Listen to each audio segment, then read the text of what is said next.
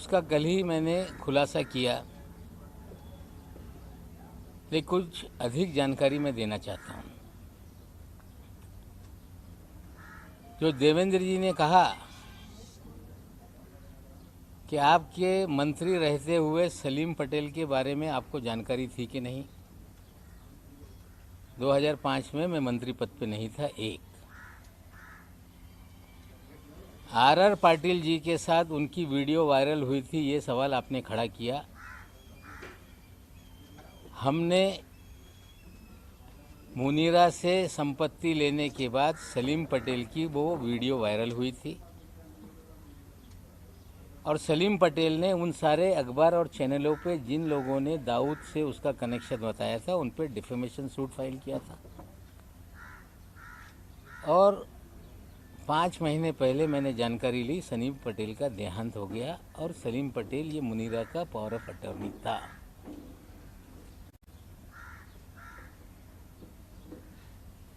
सरदार वली खान के बारे में उन्होंने कहा कि सजा याफ्ता मुजरिम से आपने कोई लेन देन किया है। 2005 में वो कन्विक्टेड नहीं था। जो वॉचमैन वहाँ पे था उनका लड़का था। 300 मीटर पे 7/12 पे उसने अपना नाम चढ़ा लिया था रेक्टिफिकेशन करने के लिए कोई कागज़, वो हमने उनको पैसा दिया था, ये सच्चाई है। लेकिन देवेंद्र जी ने हमें जो लड़ाई में लड़ रहा था या लड़ रहा हूँ, जो एनसीबी में निर्दोष लोगों को फंसाने का,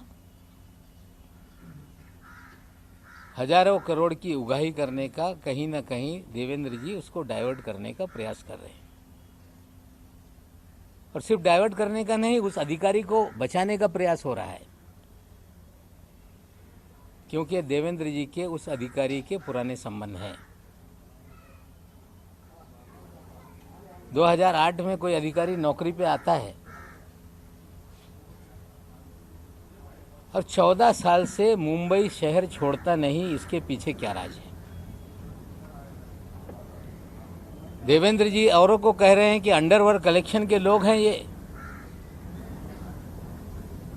लेकिन देवेंद्र जी हम आपसे पूछना चाहते हैं कि सारे अंडरवर्ल्ड के लोग, जो अंडरवर्ल्ड कनेक्टेड लोग हैं, जो बड़े बड़े क्रिमिनल हैं, आपने मुख्यमंत्री रहते हुए उन्हें सभी लोगों को जो सरकारी कमीशन है, सरकारी बोर्ड है, उसका अध्यक्ष क्यों बनाया? मुन्ना यादव नाम का एक व्यक्ति जो नागपुर का कुख्यात गुंडा है, जिस पे हत्या से लेके सभी तरह के मामले दर्ज हैं, जो आपका राजनीतिक सारे भय पैदा करने वाला आपका साथी है, उस मुन्ना यादव को आपने कंस्ट्रक्शन वर्कर बोर्ड का अध्यक्ष बनाया था कि नहीं? क्या आपकी गंगा में मुन्ना यादव नहा के पवित्र हो गया था? आपने हैदर आजम नाम के एक आपके नेता को मौलाना आज़ाद फाइनेंस कॉरपोरेशन का अध्यक्ष बनाया था कि नहीं? क्या हैदर आजम बांग्लादेश के लोगों को मुंबई में बसाने का काम नहीं करता है? क्या हैदर आजम की दूसरी पत्नी जो बांग्लादेशी है, जिसकी जांच मलाड पुलिस स्टेशन ने शुरू की, 24 परगना पुलिस थाने में कागज भेजे गए, बंगाल पुलिस ने भेजा कि ये जो भी बर्थ सर्टिफिकेट है, जो भी कागजात है, ये फर्जी है। और मलाड पुलिस स्टेशन जब मुकदमा दर्ज कर रही थी तो मुख्यमंत्री के कार्यालय से फ़ोन करके आपने वो मामला दबाने का काम किया कि नहीं? क्या आपके इशारे पे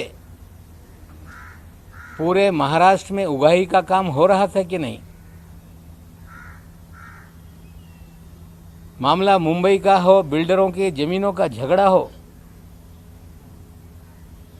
मामला थाना में जाके कंप्लेंट करके दर्ज करके वसूली की जाती थी कि नहीं?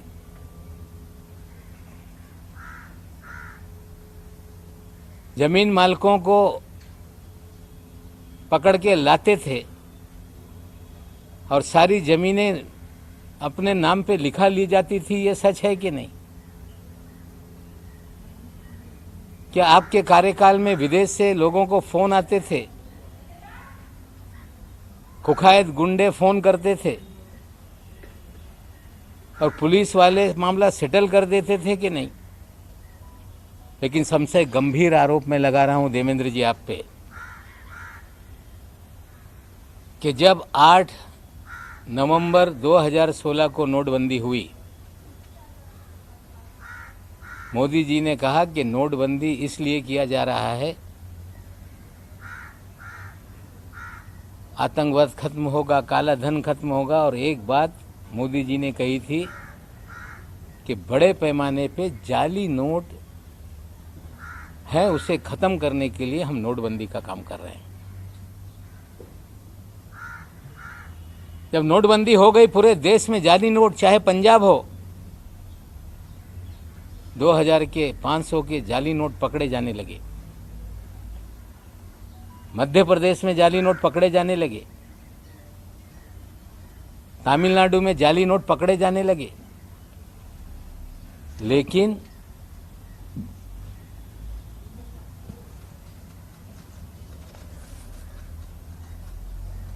आठ अक्टूबर 2017 तक, लगभग 1 साल तक महाराष्ट्र में जाली नोट का एक भी मामला सामने नहीं आया, क्योंकि देवेंद्र जी के प्रोटेक्शन में जाली नोट का खेल इस महाराष्ट्र में चल रहा था। 8 अक्टूबर 2017 को डायरेक्टर इंटेलिजेंस रेवेन्यू ने बीकेसी में एक छापेमारी की, जिसमें 14 करोड़ 56 लाख रुपए के जाली नोट पकड़े गए।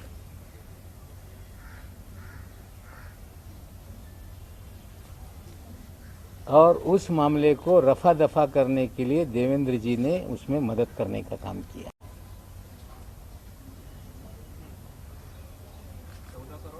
56 लाख रुपए बीकेसी में 8 अक्टूबर 2017। साथियों, जाली नोट का nexus ISI Pakistan Dawood via Bangladesh,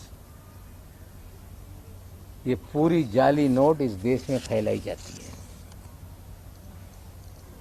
8 अक्टूबर के छापेमारी में 14 करोड़ 56 लाख पकड़े गए। मुंबई में एक गिरफ्तारी हुई, पूना में एक जो गिरफ्तारी हुई इमरान आलम शेख, पूना में गिरफ्तारी हुई रियाज शेख, और एक नई मुंबई में भी उसमें गिरफ्तारी हुई थी। लेकिन 14 करोड़ की 56 लाख की जब्ती को 8,80,000 रुपये बताकर मामला दबाया गया।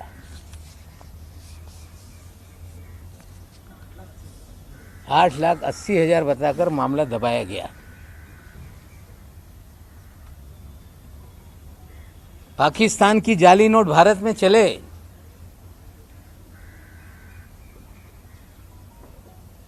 मामला दर्ज हो और उसमें कुछ दिनों में जमानत हो जाती है।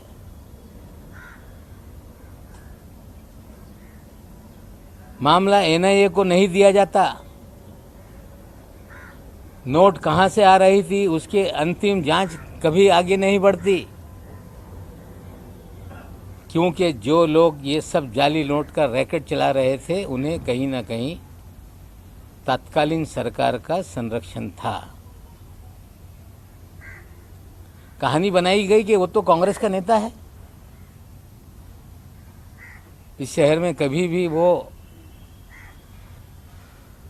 कांग्रेस का नेता नहीं रहा। खेल था कि पकड़ा जाए तो कांग्रेस पे बिल फाड़ दो।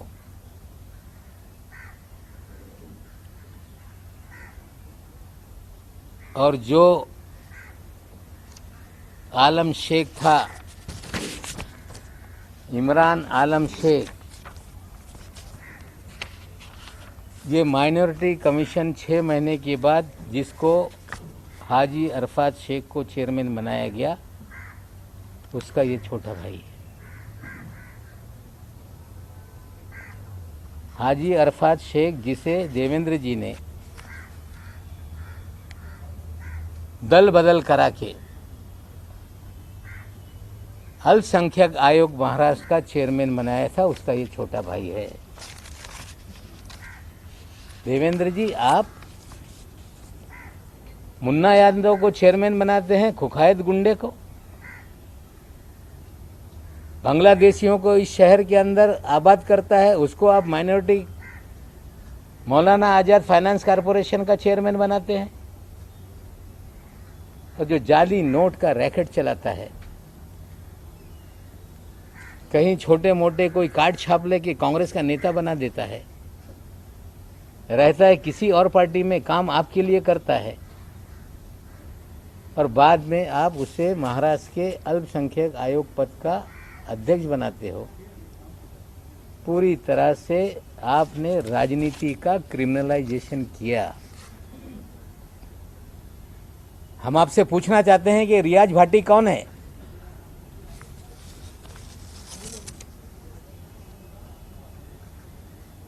उनतीस अक्टूबर को सहार एयरपोर्ट पे जाली पासपोर्ट के साथ पकड़ा गया, जिसके ऊपर दाऊद इब्राहिम सारे गैंग के लोगों के साथ संबंध की सारी खबरें अखबारों में थी। पूरा शहर जानता था कि रियाज भाटी कौन है। डबल पासपोर्ट के साथ कोई व्यक्ति पकड़ लिया जाए और 2 दिन में छूट जाता है, इसके पीछे क्या खेल था? रियाज भाटी लगातार आपके साथ सभी कार्यक्रमों में क्यों नजर आता था? रियाज भाटी भारतीय जनता पार्टी के कार्यक्रमों में क्यों नजर आता था? आपके डिनर टेबल पे क्यों नजर आता था? हम देश के प्रधानमंत्री पे आरोप नहीं लगाना चाहते, लेकिन देश के प्रधानमंत्री के कार्यक्रम में अगर कोई जाता है तो उसके लिए पूरी तरह से स्कैनिंग किए बिना किसी भी व्यक्ति को पास नहीं इशू होता। प्रधानमंत्री शहर में आए और रियाज भाटी ने उनके साथ भी तस्वीरें खिंचवाई। क्या ऐसा कारण था बिना स्कूटनी के रियाज भाटी प्रधानमंत्री तक पहुंच गया? देवेंद्र जी, आप मुख्यमंत्री रहते हुए इस महाराष्ट्र में आपने सारे क्रिमिनल लोगों को सरकारी पदों पर बिठाया।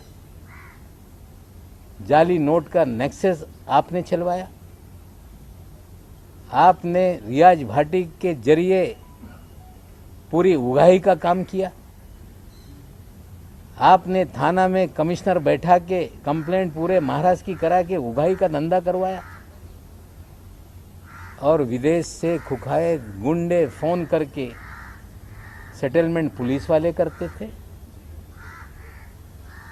और ये सारा खेल आपके आशीर्वाद से महाराष्ट्र में चल रहा था। आज तो इतना बता रहा हूं, आगे और बहुत सारी काली करतूतें देवेंद्र जी के हैं, मैं लोगों के सामने रखूंगा।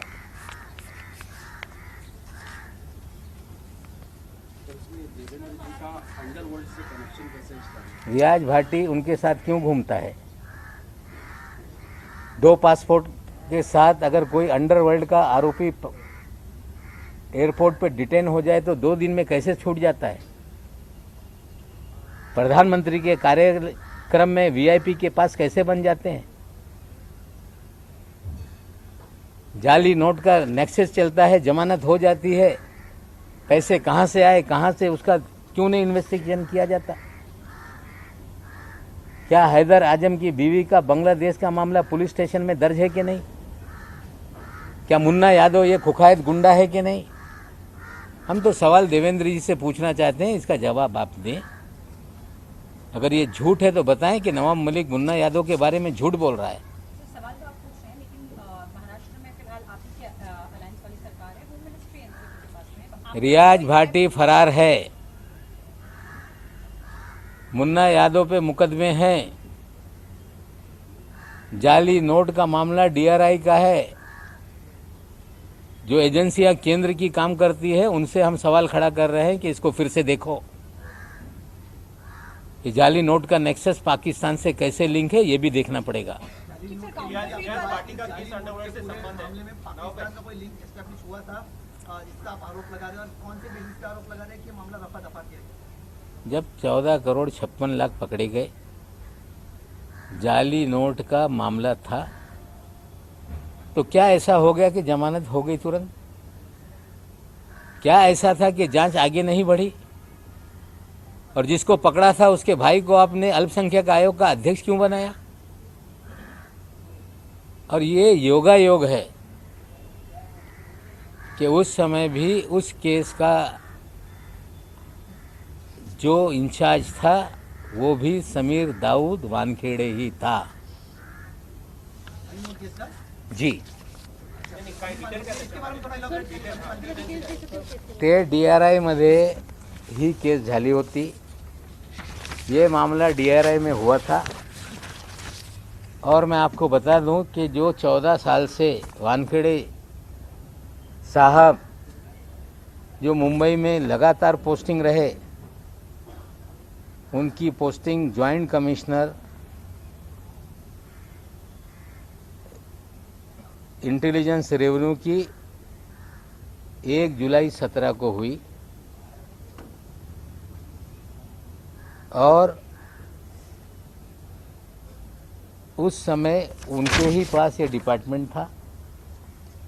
ये छापेमारी या जो भी कार्रवाई हुई थी डीआरआई ने की थी, और केस को हल्का करने के लिए यही अधिकारी के जरिए देवेंद्र जी ने सारी मदद की थी। हाजी अरफात के भाई का मामला रफा दफा करवाया था।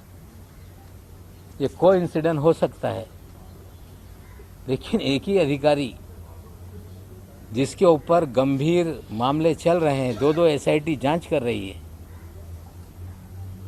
विजिलेंस की जांच हो रही है, और उससे ध्यान भटकाने का खेल कहीं तो नहीं, ये भी सवाल खड़े होते हैं। ये मैं पूछना चाहता हूं कि किसी भी प्रधानमंत्री के कार्यक्रम में पहुंचने के लिए पूरी तरह से स्टेट की इंटेलिजेंस एजेंसियां, केंद्र की इंटेलिजेंस एजेंसियां उस व्यक्ति का पूरा स्क्रूटनी करती हैं।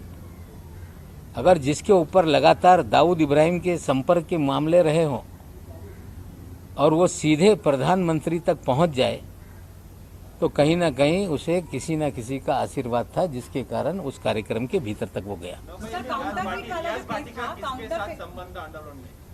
दाऊद इब्राहिम का आदमी रियाज भाटी है, आज फरार है। थाना में जितनी उगाही हो रही थी उसका भी वो कहीं ना कहीं एक उगाही के कार्यक्रम का हिस्सा था। बहुत सारे मुकदमे खुले हैं जिसमें रियाज भाटी आज फरार है। हमारे साथ कोई फोटो नहीं, भारतीय जनता पार्टी के नेताओं के साथ फोटो हैं।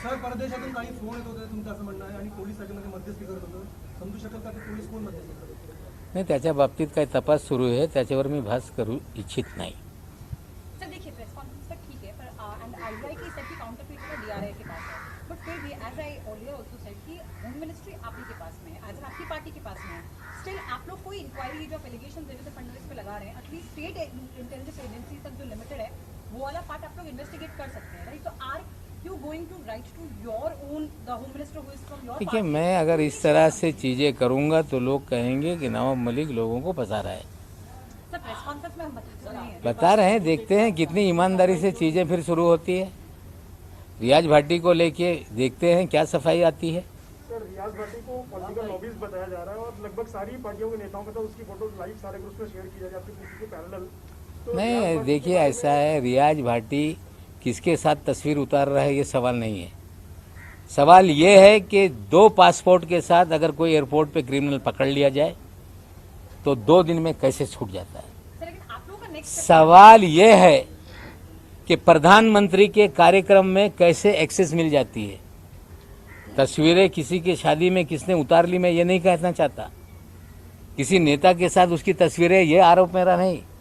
मेरा आरोप है कि 2 पासपोर्ट, जाली पासपोर्ट के साथ मुंबई एयरपोर्ट पे पकड़ा गया एक कुख्यात गुंडा, 2 दिन में जमानत हो गई। जमानत तो अदालत से हुई होगी। एक कुख्यात गुंडा जिसके ऊपर लगातार आरोप थे, प्रधानमंत्री के कार्यक्रम के भीतर जो वीआईपी का पूरा अरेंजमेंट था उसमें कैसे पहुंचा।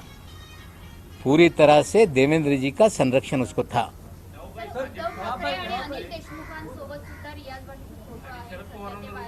मी फोटोच्या बाबतीत आरोप लावत नाही। बोगस पासपोर्टच्या जो केस आहे 2 दिवसात कसा त्याला सोडण्यात आला। पंतप्रधान यांच्यासोबत स्कूटनी केल्याशिवाय कुणाला जाण्याची परवानगी नसते। हे त्यांना ॲक्सेस देण्यामागे कोण होतं हे माझे प्रश्न आहे। सर जब से ये जो क्रूज ड्रग्स मामला हुआ है नवाब सर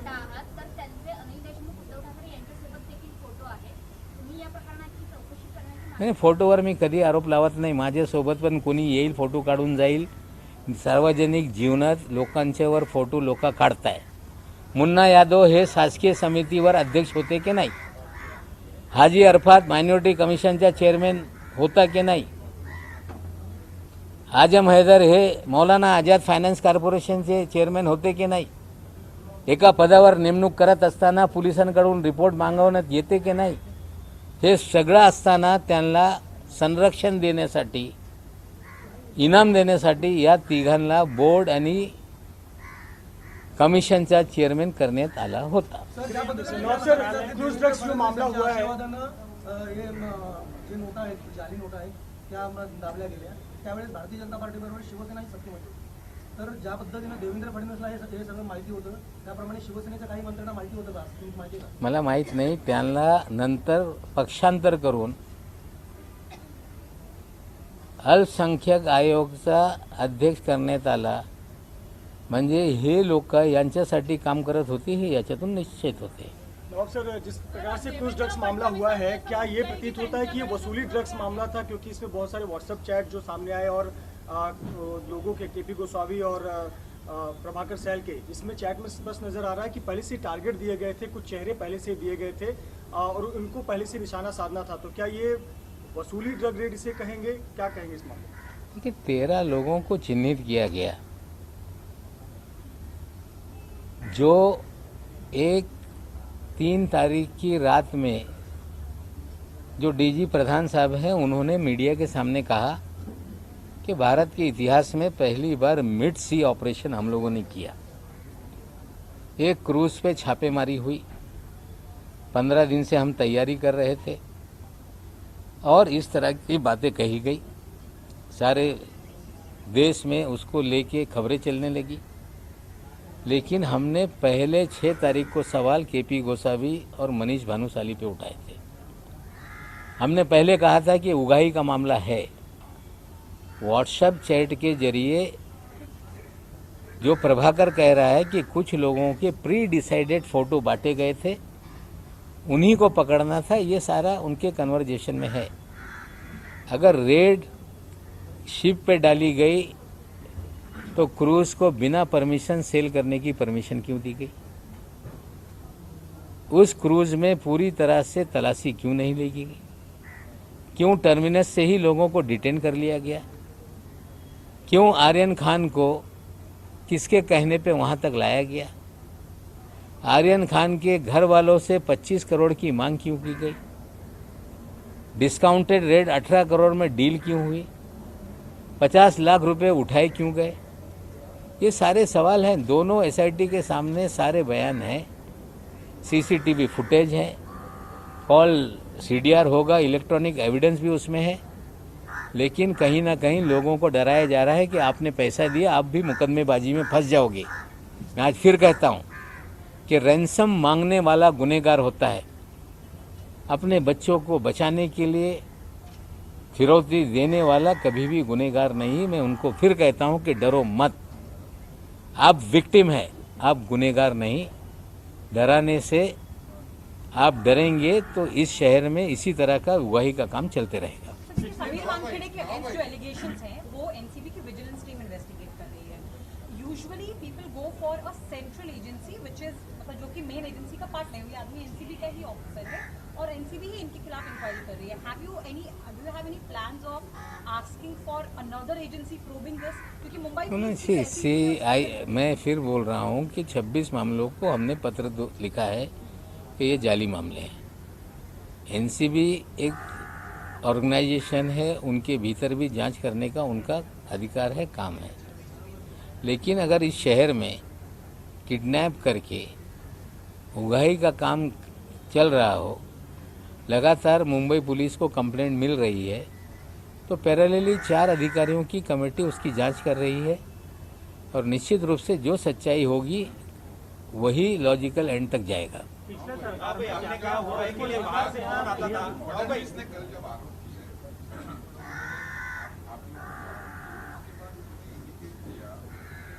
ये जो मामला है इसको इनकम टैक्स और चूंकि इसमें अंडरवर्ल्ड है इसलिए एनआईए भी इसको कर सकती है और मैं और सब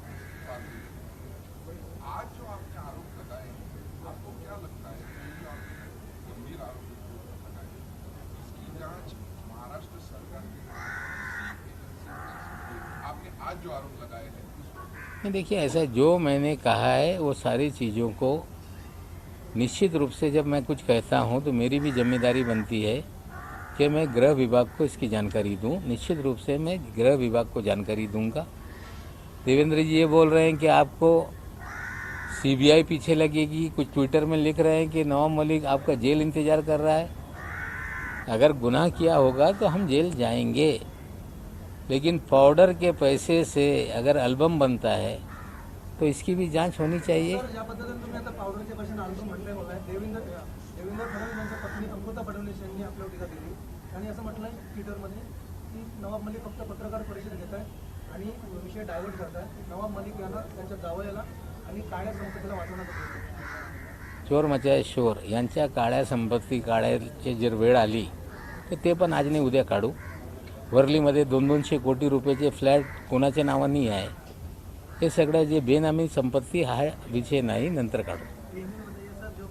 नहीं, देखिए ऐसा है, मैं महिलाओं के बारे में कुछ बोलना नहीं चाहता। महिलाएं अपना काम करती हैं, मुझ पे कितनी भी उंगली उठाए मैं किसी महिला को जवाब देना नहीं चाहता। मेरे दामाद का क्या मामला है, एनडीपीएस के स्पेशल कोर्ट ने बेल ऑर्डर में स्पष्ट रूप से लिखा है। काला पैसे का मुझ पे आरोप लगा रही है। काला पैसे का बेनामी संपत्ति की ही बात है तो किस लोग आदमी के नाम पे 200 करोड़ का फ्लैट है? बीकेसी में कौन फ्लैट लेकर किसके नाम पे रह रहा है? काला धन बेनामी संपत्ति का ही अगर शौक है, ठीक है, शुरू करिए। हम तो पूरी तरह से तैयार हैं कि आपका ईडी, सीबीआई, एनआईए जो भी मेरी जांच करानी कराइए, लेकिन जो कागज मैं दूंगा उसकी भी जांच होगी, ये भी मुझे वो आश्वासन दें।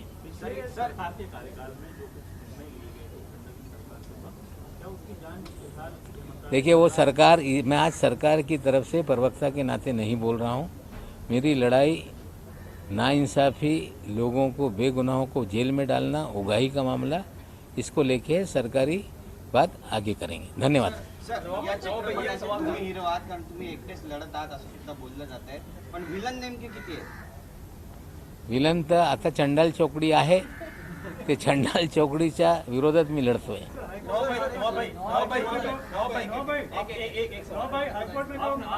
आपने कहा था कि पास में उगाही के लिए फोन आते थे, थाने में उगाही होती थी, रियाज बॉडी उसमें इन्वॉल्व था, किसका फोन आता था? नहीं, देखिए अभी आज कुछ जांच चल रही है। अगर सारी चीज़ें मैं कहूँगा तो ये इस्टेब्लिश करने की कोशिश करेंगे कि मंत्री बोल रहा था और ये प्रेजुडिस होकर हम लोगों को फंसाया जा रहा है। तो कुछ चीज़ें अगर पुलिस विभाग में जांच के दायरे में है तो मुझे लगता है उस पर ज़्यादा बोलना ठीक नहीं। सर, एक शेवटचा प्रश्न आहे, सर, ज्या पद्धतीनं मुंबईत पोस्टिंग आहे पण त्याच्या आधी 7 तो 7 वर्ष होता प्रोबेशन पिरियड नाही 7 वर्ष होता ठीक आहे. नंतरच्या 7 वर्ष हे म्हणजे का 7 वर्षावर माझा आक्षेप नाही आहे, पण आता नंतरचे 7 वर्ष या मुंबईत कसं आहे त्याच्यावर आक्षेप आहे.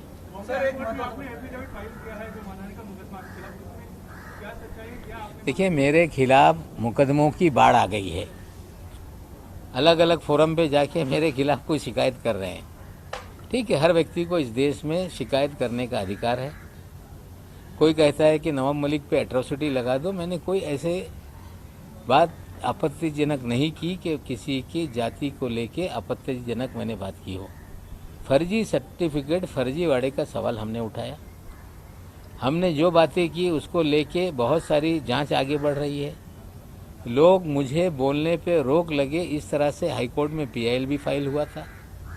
फिर कुछ परिवार के लोग गए, इंटरिम रिलीफ मांगी कि इन्हें बोलने पे रोक लगाया जाए. उसका जवाब दाखिल करने के लिए वहाँ हाईकोर्ट ने कहा था. हाईकोर्ट में हमने अपना हल्फनामा दायर कर दिया है. आज शायद उस पर सुनवाई होगी.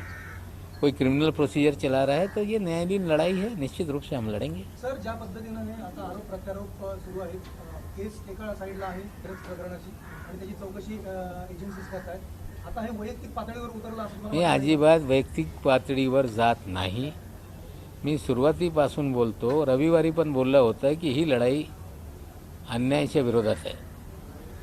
मी या अन्यायाच्या विरोधात लढत असताना जे लोक निष्पाप लोकांना गुंतवत आहे, जी लोक खंडणी वसूल करताय त्यांच्या पाठराखण करू नये.